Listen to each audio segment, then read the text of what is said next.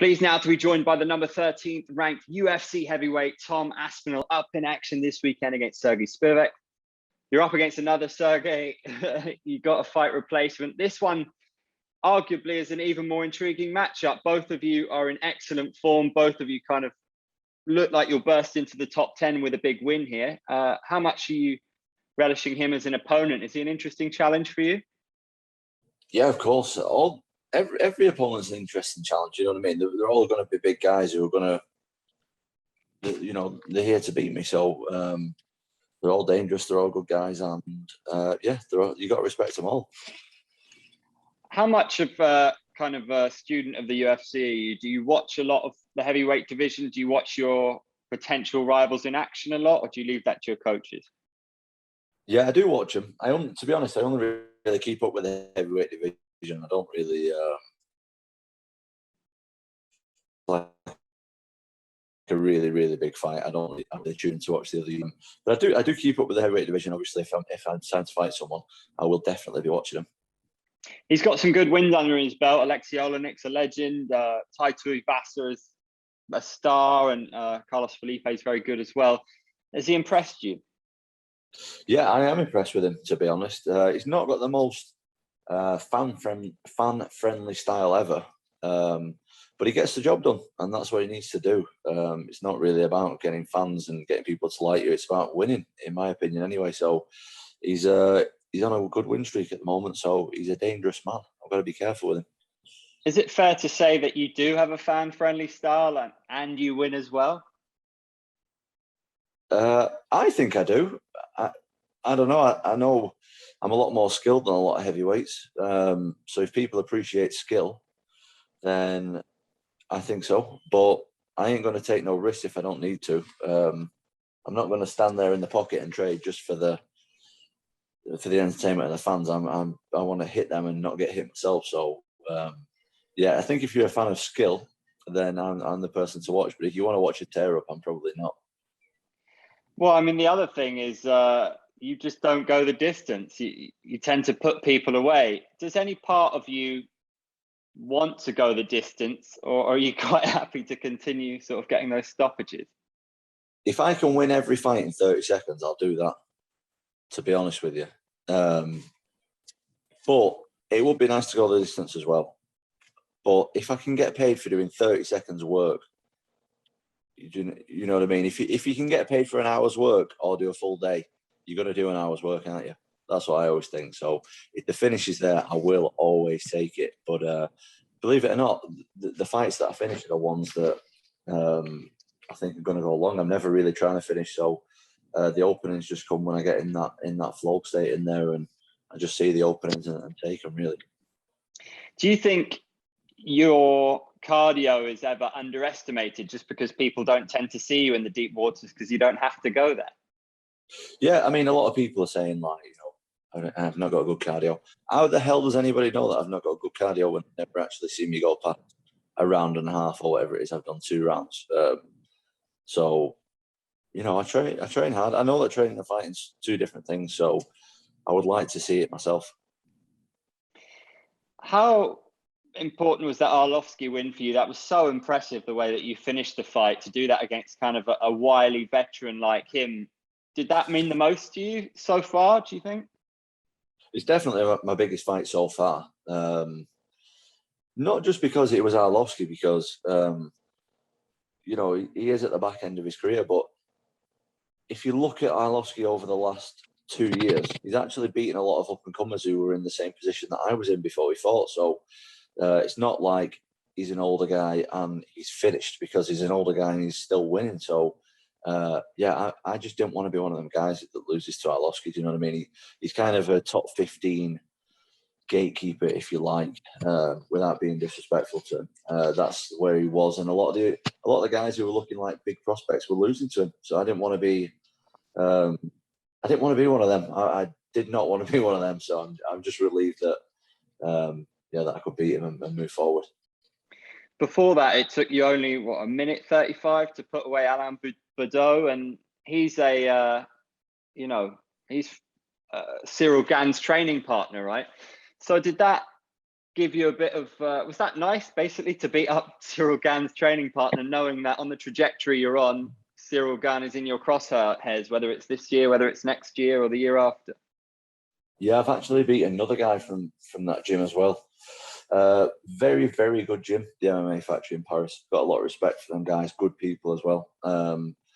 Yeah, it doesn't really make a difference, you know. It doesn't mean that just because I beat his training partners means that I can necessarily beat him. He's very talented. He's a very good guy. But I'm sure we're gonna meet each other sooner or later. So you have to accept that as like a fighter in the UFC, that you're gonna fight the other fighters. Doesn't matter when it is. It's just one of them things you just have to kind of accept. So yeah, I'm sure the way that we're both going. Obviously, he's a champion now. So you know, when I get up to that, when my time's coming, we're definitely going to meet each other at some point. I saw that you back him to beat Ngannou, which is a big shout. You're not the only one. Why do you think that he'll get the job done? Just because I think Ngannou has a massive fear factor to the unknown. Because obviously he's a massive guy. He's knocking everybody. I actually seen him yesterday. In the flesh. He's a big guy. And he's knocking everybody out, and people almost like they get knocked out before they even fight him. Almost, not that they get knocked out, but they've almost like lost before they fight him. And I think with them two sparring one another in a regular basis, like that fear factor becomes a lot smaller when you actually go hands on with someone. I know training and fighting is different. Like I'm completely aware of that, but if you know how the body feels and how they move and what the punches feel like, etc., then I just think it takes away that fear factor. And I do believe that Ciryl is a lot more skillful than him, to be honest. I know that you've spoken about being kind of measured and taking your time. You're not in a rush. You're 28, but now having kind of just put people away in the UFC, if you were to do the same against Sergey Spivak, is it now your time to call out someone in the top 10? Of course, as a fight journalist, that's what I would love to see. You know, I'd love to see you fight the biggest names possible. I think the fans would agree as well. Is that something that you would look to do if you knock him out? Are you going to take that moment on the mic? Well, I keep calling people out, but the UFC don't seem to want to give me the people who I call out. So maybe I will call out someone. Don't know. Maybe I'll just call out someone really bad. I'll bring someone out of retirement or something like that and try and fight them. I don't know what I'm going to do. But yeah, I mean, obviously I beat this guy, and I need to fight guys higher up the ranks for sure.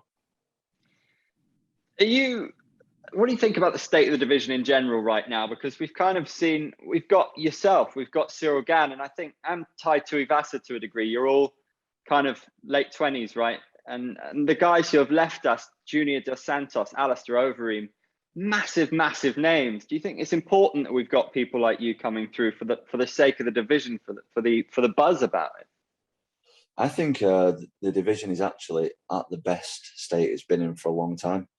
Like I really only follow the heavyweight division. I think it was stale for a long time, and now you see these up and coming guys. You see like myself, the guy who was supposed to fight Pavlovich, he's very good. Spivak's very good. Like you say, Tuivasa's good. Who else? Chris Dawkins is very good. These kind of like new blood kind of guys.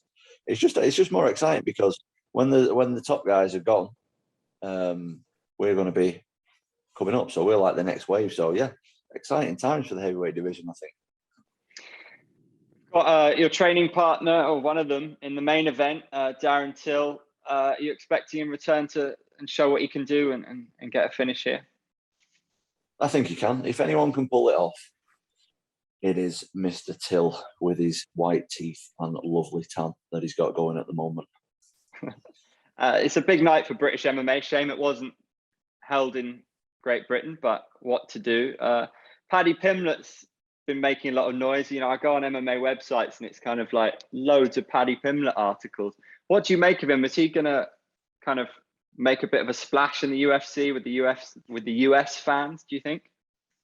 To be honest, like I said, I barely even follow the UFC, other divisions apart from the heavyweight divisions.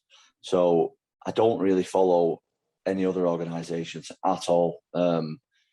So like, yeah, I've not really seen much of his fights, to be honest with you. From what I have seen, he looks very good, but it's not someone who've like followed his career or anything like that. I only really follow UFC heavyweights. They're the only people I really know about. So nothing against Paddy, but I've just not followed him. I'm not really interested, to be honest. Are you interested in Jon Jones? Because that's a fight that I think a lot of your fans would love to see, for you to welcome him to the heavyweight division. I know that it's taken a while for him to get there, but he looks like he's ready. What, me against Jon Jones?